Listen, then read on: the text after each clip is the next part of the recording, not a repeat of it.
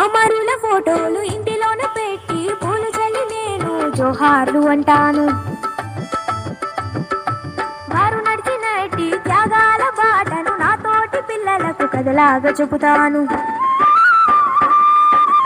మళ్ళొచ్చేటి కల్లా తిరిగేటి సభలకు, మళ్ళొచ్చేటి కల్లా తిరిగేటి సభలకు దండోర మోగిస్తూ దండునే కడతాను.